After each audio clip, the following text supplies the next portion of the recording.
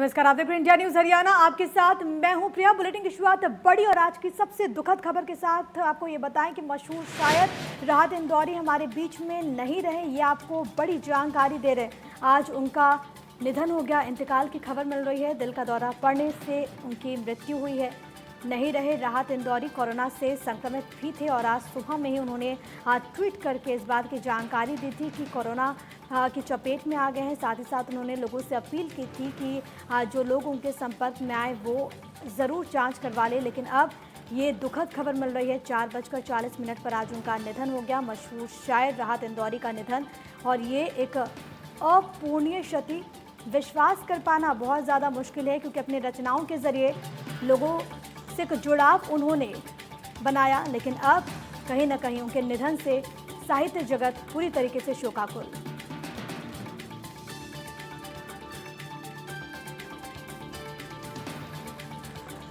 जान थोड़ी है, ये सब धुआं है, कोई आसमान। अच्छा, कहता हूं कि मैं जब मर जाऊं तो वहीं आ जाऊंगा, हथेली पे जान थोड़ी है। मैं जब मर जाऊं तो मेरी अलग पहचान लिख देना। संपत भाई शेर सुनिएगा। कहता हूं कि मैं जब मर जाऊं, आवाज आ रही ना? मैंने बोला था जब आपके काम की बात शुरू बेशक उनके दिल तक पहुंच रही है आवाज। मैं जब मर जाऊं तो मेरी अलग पहचान लिख देना। मैं जब मर जाऊं तो मेरी अलग पहचान लिख देना। लहू से मेरी पेशानी पे हिंदुस्तान लिख देना। मैं जब मेरी अलग पहचान लिख देना। लहू से मेरी पेशानी पे हिंदुस्तान लिख देना। मैं जानता हूं कि दुश्मन भी कम नहीं, लेकिन हमारी तरह हथेली पे जान थोड़ी है। हमारी तो इसमें कौन सी बात कहती है? वो बेचारा कह रहा था कि वो ऐसा कहता है, ये आदि है। हमारी तरह हथेली पे जान थोड़ी है। तो शेर और पढ़ना है कि जो आज साहिब मसनद हैं, कल नहीं होंगे।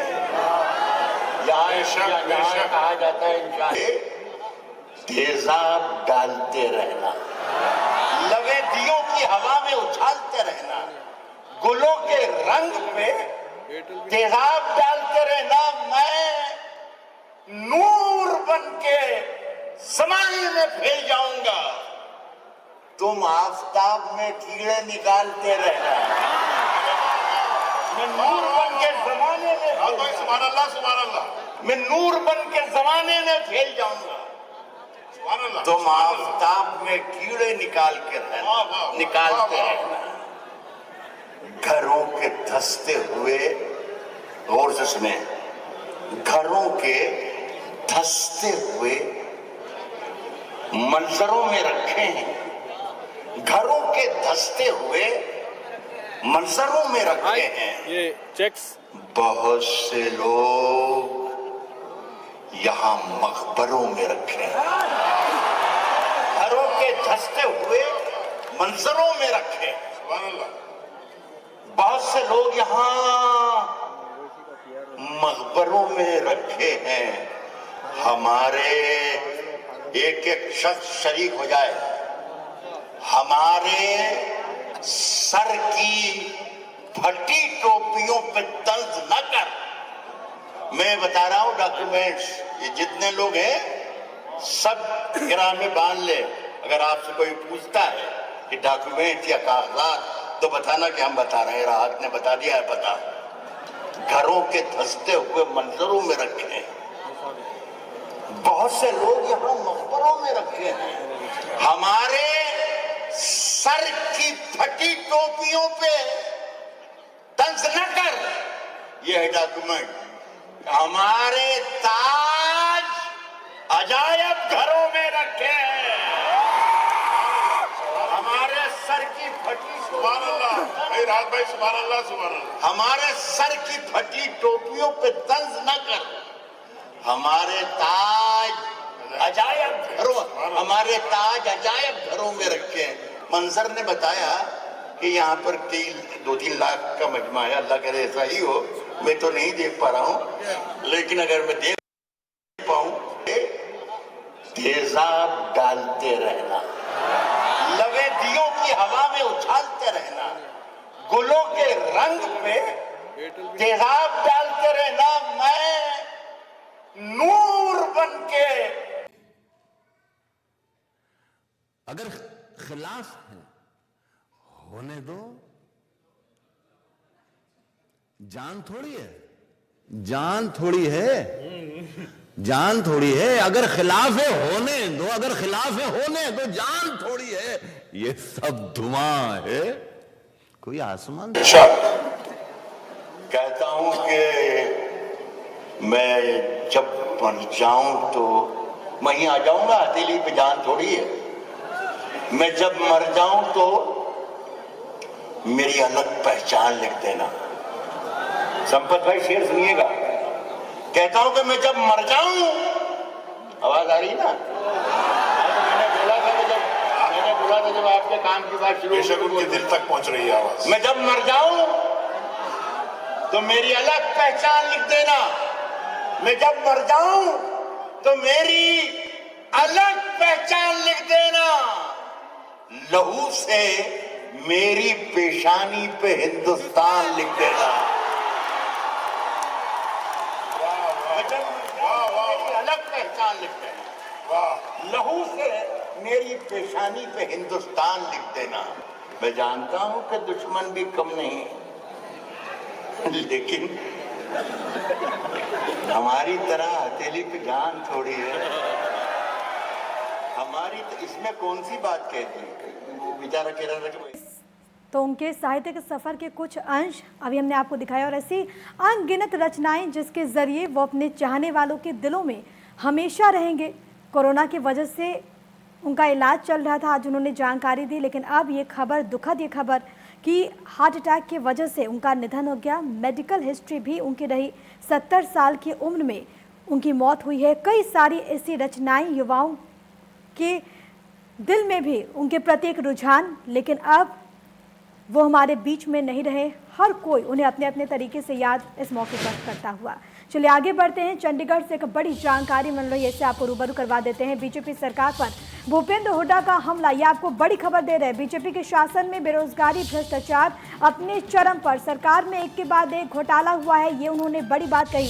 सरकार सही कदम उठाती तो घोटाला नहीं होता। कोरोना की आड़ में शराब, धान का घोटाला किया गया, सभी घोटालों की पूर्ण जांच होनी चाहिए, ये उन्होंने कहा। ये आपको बड़ी जानकारी दे रहे, जहां पर हुड्डा ने सवाल उठाए हैं। जोरदार हमला बीजेपी सरकार पर बोलते हुए यहाँ पर नेता विपक्ष भूपेंद्र सिंह हुड्डा, एसआईटी गठित हुई जिसे कोई पावर नहीं, ये भी उन्होंने इल्जाम लगा दिया है। एक के बाद एक कमेटी बना रही सरकार, ये उन्होंने कहा। दिल्ली में पेट्रोल डीजल पर वैट कम, हरियाणा में बढ़ा। तो देखिए, चाहे वो एसईटी का मुद्दा हो, चाहे वो किसानों का मुद्दा हो, चाहे वो पेट्रोल डीजल का मुद्दा हो, हर एक मुद्दे को लेकर यहाँ पर हमलावर नजर आए नेता विपक्ष भूपेंद्र सिंह हुड्डा, और तमाम तरह के उन्होंने गंभीर सवालों को जन्म दे दिया है। तमाम तरह के उन्होंने गंभीर सवाल उठा दिए हैं सरकार पर। पिछले काफ़ी वक्त से वो कई मुद्दों को लेकर आक्रामक नजर आए हैं, और अब घोटालों को लेकर उन्होंने सवाल उठा दिया है। चंडीगढ़ से ये बड़ी जानकारी आपको दे रहे हैं, जहां पर बीजेपी सरकार पर भूपेंद्र हुड्डा का ये हमला, जिसमें उन्होंने तमाम तरह के गंभीर सवाल उठाए, और ये भी कहा कि सरकार में एक के बाद एक घोटाला हुआ है। नेता विपक्ष यहां पर तमाम तरह के आरोप लगाते हुए, तमाम तरह की बड़ी बातों का जिक्र करते हुए। प्रदेश जो है पिछड़ रहा है और कर्जे में डूबे जा रहे हैं। बेरोजगारी कितनी बढ़ रही है, ये आपके सामने देखते हैं। ये परिस्थिति है। अभी देखा आपने, शराब के घोटाला हुआ, उससे पहले और घोटाले हुए, रजिस्ट्री का घोटाला हुआ, और घोटालों पे घोटाला चल रहे हैं। धान की खरीद का घोटाला हुआ, माइनिंग का घोटाला हुआ, किलोमीटर की स्कीम का हुआ, आपका पेपर लीक का घोटाला हुआ, एक के बाद एक घोटाला है। अब ओवरलोडिंग का जो माफिया, ओवरलोडिंग का घोटाला कितना बड़ा है उसका आपको अंदाजा नहीं। तो हर बारी हम आते हैं, जैसे आपको ध्यान होगा धान के घोटाला शुरू हुआ, जब हमने आवाज उठाई तो ये कह दिया गया कि इसमें घोटाला नहीं। अब जांच पाएगी तो अब कैसे घोटाला निकल रहा है। उसी समय सही कदम उठाते तो घोटाला टल जाता था। और कोई भी जनहित का फैसला नहीं लिया जाता। जिस प्रकार से किसान है, आज किसान बदहाल है। अरे दिल्ली सरकार ने भी जो है डीजल का जो वेट कम कर दिया, 8.5 रुपए प्रति लीटर डीजल कम कर दिया। इन्होंने तो 19 रुपए बढ़ा दिया कोरोना काल में। जबकि लागत किसान की बढ़ा रहे हैं, आमदनी घट रही है। ये आपके सामने है। इसमें मैंने कई बार कहा भाई इसको आप लागत से हटाओ, लागत कम करो, वेट कम करो। लेकिन खिलाड़ियों की बात है, खिलाड़ियों में भी उनको पदक देने में भी वो मतभेद है। लापरवाही करी जा रही है, भेदभाव करते हैं। अब जैसे किसी खिलाड़ी को इनाम दिया, मेरे को एतराज नहीं, किसी को अच्छा पद दिया एतराज नहीं, लेकिन पॉलिसी के अनुसार होनी चाहिए। जो बजरंग पुनिया जैसे और आपका चोपड़ा जैसे उन जो इतने उच्च खिलाड़ी हैं, उनको तो उच्च स्थान दिया नहीं गया। ऐसे वो एक नीति, स्पष्ट नीति होनी चाहिए। खिलाड़ियों में कम से कम भेदभाव नहीं होनी चाहिए। ये खिलाड़ियों में जिस प्रकार से भेदभाव किया जा रहा है, ये अच्छा नहीं है। और इस बीच एक और बड़ी खबर मिल रही है, जरा ये भी आपको बता देते हैं। आपको ये बताएं कि गृह मंत्री अनिल विज का बयान सामने आया है सीटी को लेकर। हुड्डा के बयान पर प्रतिक्रिया आई है गृह मंत्री अनिल विज की। उन्होंने कहा कि बिना पढ़े टिप्पणी करना ठीक नहीं है, बिना पढ़े टिप्पणी करना ठीक नहीं, ये बड़ी बात उनके द्वारा कही गई है। साथ ही साथ अनिल विज ने यह भी कहा कि मेरे द्वारा दी गई सिफारिश को पहले पढ़े हुड्डा। एसईटी को लेकर हुड्डा के बयान पर अनिल विज का ये बयान सामने आया है, जिसमें उन्होंने जोरदार हमला बोला और ये कहा कि पहले रिकमेंडेशन को पढ़ना चाहिए और इसके बाद कोई टिप्पणी दे। क्योंकि इससे पहले आपने भूपेंद्र सिंह हुड्डा का वो बयान भी सुना जिसमें उन्होंने एसईटी को लेकर सवाल उठा दिए थे। और अब रिपोर्ट पर जिस तरीके से सवाल उठ रहे थे, उसके बाद विज के द्वारा ये बड़ी बात कही गई, मेरे द्वारा दी गई सिफारिश को पढ़े हुड्डा। बड़ी जानकारी आपके टीवी स्क्रीन पर। अनिल विज यहां पर हमला बोला गृह मंत्री ने। एसईटी को लेकर हुड्डा की ओर से जो बयान सामने आया था उस पर करारा हमला बोलते हुए यहां पर सूबे के गृह मंत्री अनिल विज, और उन्होंने ये कहा कि बिना पढ़े टिप्पणी करना ठीक नहीं, पहले पढ़ना चाहिए उसके बाद ही कुछ बोलना चाहिए।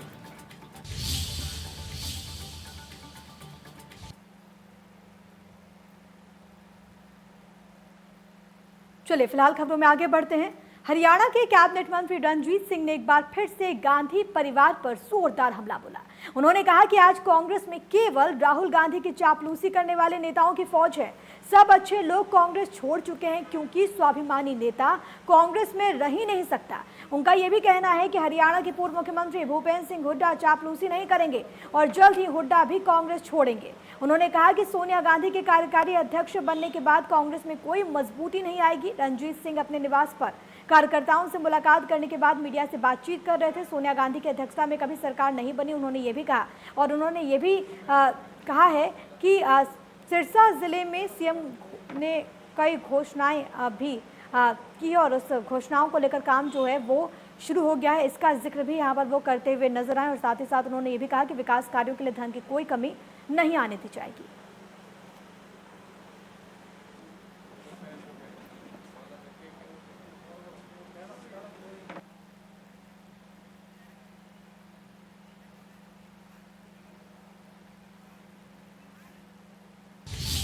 और बीच एक बड़ी खबर से आपको रूबरू करवा दें। आपकी टीवी स्क्रीन पर ये बड़ी जानकारी चंडीगढ़ से, जहां पर बीजेपी सरकार पर भूपेंद्र हुड्डा का हमला। बीजेपी के शासन में बेरोजगारी, भ्रष्टाचार अपने चरम पर, ये कहते हुए यहां पर वो नजर आए। सरकार में एक के बाद एक घोटाला हुआ है, ये भी हुड्डा का कहना है।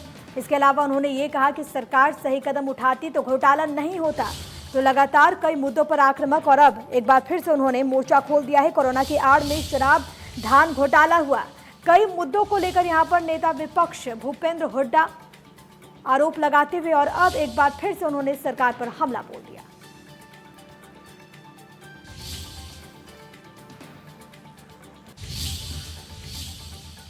और यहां पे वक्त हो गया एक छोटे से ब्रेक का, लेकिन उससे पहले हेडलाइंस।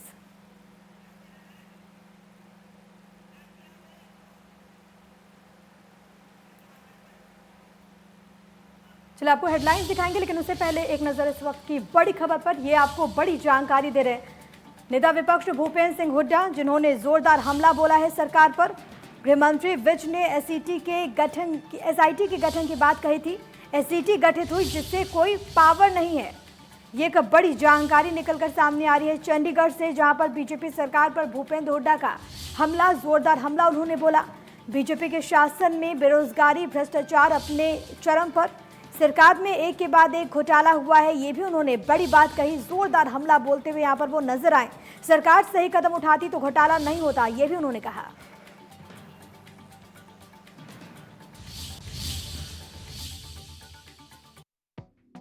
प्रस्तुत करता है हेम पुष्पा। इम्यूनिटी बढ़ाए, स्वस्थ बनाए, महिलाओं की नंबर 1 आयुर्वेदिक औषधि व टॉनिक।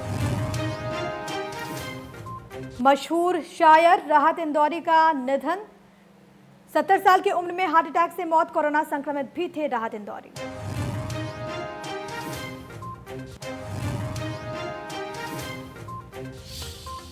रूस ने तैयार की कोरोना की पहली वैक्सीन, राष्ट्रपति व्लादिमीर पुतिन की बेटी को दी गई पहली डोज। जनवरी से आम लोगों को दी जाएगी वैक्सीन।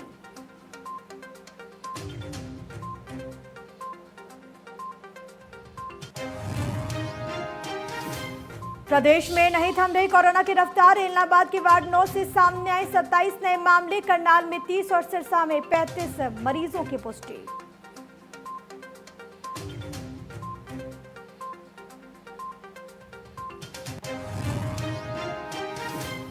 एसआईटी की रिपोर्ट को लेकर वार पलटवार, नेता विपक्ष हुड्डा बोले कमेटी के पास नहीं थी पावर। अनिल विज ने कहा मेरी सिफारिश को पढ़े बिना टिप्पणी करना ठीक नहीं।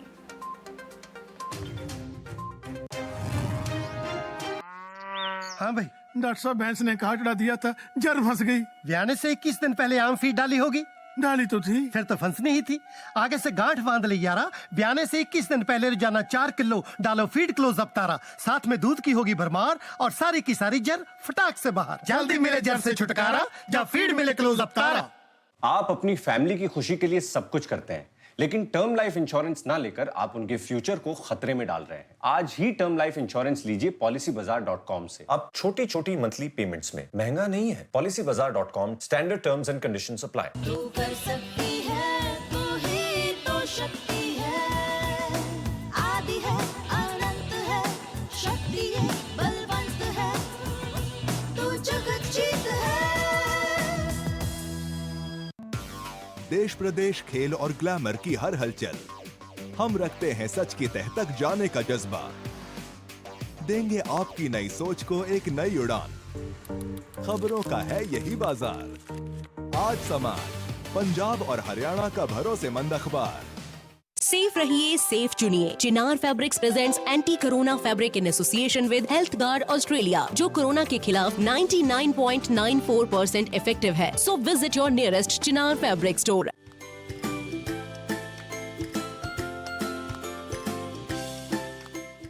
सौ % शुद्ध दूध से बना मुरली शुद्ध देसी घी।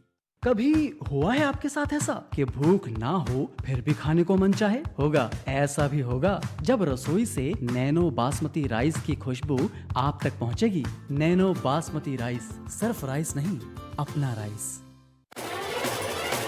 रागणी गाऱ्या से, यो नाच नचाऱ्या से, सीरियल ल्याऱ्या से, यो फिल्म दिखाऱ्या से, उत्तर भारत की खड़ी बोली का इकलौता चैनल एंडी, अपना कल्चर, अपना चैनल।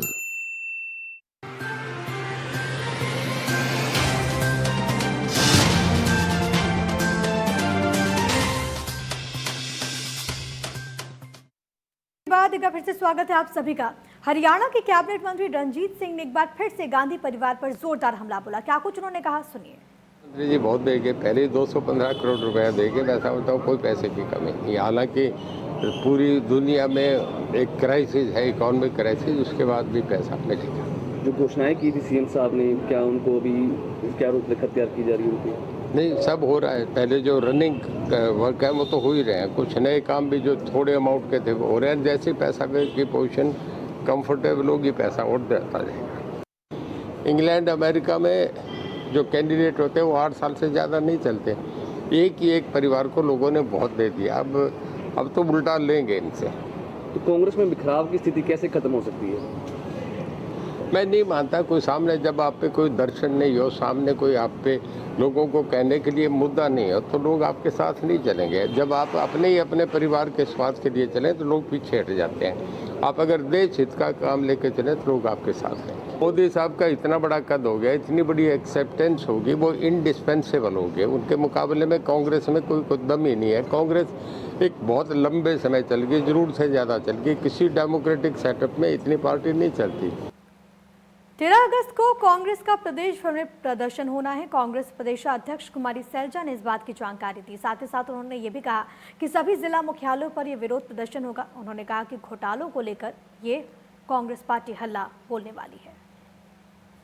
हरियाणा में जो भारतीय जनता पार्टी जजपा सरकार है, पूरी तरह से भ्रष्टाचार में डूबी हुई है। आपने देखा कि पिछले 6 साल में भी और अब से जब से ये मिली जुली सरकार बनी, रोज़ नए घोटालों का पर्दाफाश होता है। एक और कोविड, ऐसी विकट स्थिति, और दूसरी ओर ये सरकार जनता की कोई सुध लेना तो दूर, लेकिन आम जनता के साथ जिस तरह से खिलवाड़ हो रहा है, आप देख रहे हैं रोज़ नए नए घोटाले, चाहे रजिस्ट्री घोटाला है, चाहे अब ये शराब का घोटाला है। इन सब में साफ तौर पर बू आती है कि प्रशासन और शासन दोनों की इसमें कहीं ना कहीं मिली भगत होगी। मिली भगत के बिना इतने बड़े घोटाले नहीं हो सकते। और उसके अलावा भी आप देख रहे हैं कि कभी कोई मंत्री कुछ बयान देते हैं, दूसरे कुछ कहते हैं, मुख्यमंत्री कुछ कहते हैं। इन सब बातों के खिलाफ हम 13 तारीख को हर ज़िला हेडक्वार्टर पर प्रदर्शन करेंगे और मेमोरेंडम देंगे। उसके बाद हम माननीय राज्यपाल जी से भी मिलेंगे और उन्हें भी मेमोरेंडम देंगे कि ये जो गलत कार्य हो रहे हैं इसके खिलाफ कांग्रेस पार्टी आवाज़ उठाती है और ये डिमांड करती है कि निष्पक्ष जांच होनी चाहिए इन सभी बातों की, और सिटिंग हाई कोर्ट जज से नीचे कोई जांच निष्पक्ष नहीं हो सकती। 1 घंटे की बरसात के बाद अंबाला एक बार फिर से डूब गया। सड़कें नदियों में तब्दील हो गई। ना तो वो नगर निगम की कोशिशें सफल होती नजर आ रही हैं और ना ही सरकार के प्रयास का असर होता हुआ दिख रहा है। अंबाला शहर की सड़कों पर कई फीट पानी जमा हो गया। वाहन सड़कों पर रेंगते हुए नजर आए। किसी की कार पानी में गड्ढे में दिखाई देने की वजह से फंस गई तो कई दोपहिया वाहन चालक जो हैं वो गिरते गिरते बचे। लोगों ने प्रशासन पर लापरवाही के आरोप लगाया। कहा कि नालों की सफाई नहीं हुई, जिसके कारण बरसाती पानी की निकासी नहीं हो पा रही। पहली बार ऐसा हुआ है कि कम बारिश से इतना जलभराव हो गया। आलम ये भी तो 2 टेम्पो पलट के हटे हैं जी थोड़ी देर पहले। हम तो कहते हैं डीसी साहब आके खुद देखें कि क्या हाल हुआ पड़ा है इस एरिया का। पूरी नदी बनी हुई है ये एरिया। कोई सफाई कर्मचारी यहाँ पे आते हैं और सफाई करके जाते नहीं हैं। नाले बंद पड़े हैं बिल्कुल। मौके पे आके मैं तो डीसी साहब खुद आके देखें यहाँ पे। बरसात तो यहाँ 5 मिनट भी हुए तो नदियाँ चलने लग गई हैं। सफाई का कोई जरिया नहीं है। कोई मुलाजिम यहाँ सफाई करने आ नहीं रहा। गलियाँ की नालियाँ, इधर नाले सब ब्लॉक हैं। और अभी कुछ हादसे हो गए हटे हैं। अभी 5-10 मिनट पहले ही टेम्पो पलटे हैं। जान का खतरा है, रोजी रोटी से लोग तंग हैं और कोई सुनवाई है नहीं।